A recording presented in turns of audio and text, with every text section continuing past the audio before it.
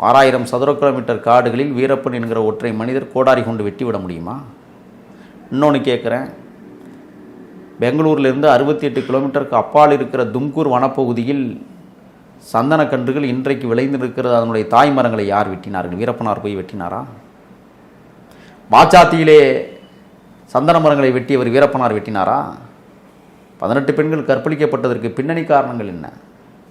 வாச்சாத்தி மலைக்கும் வீரப்பனார் வாழ்ந்த வாழ்வீடலுக்கும் கிட்டத்தட்ட 90 கிலோமீட்டர் இடைவெளி இருக்கிறது. எப்படி வருவார் வாச்சாத்திக்கு? என்ன இது?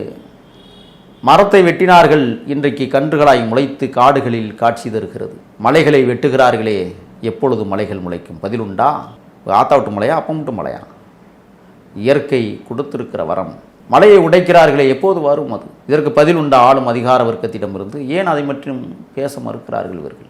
ஒருவன் கொள்ளையடிப்பதற்காக ஒரு மலையையே உடைக்கிற கொடுமை இந்த தேசத்தில் தான் நடக்கிறது.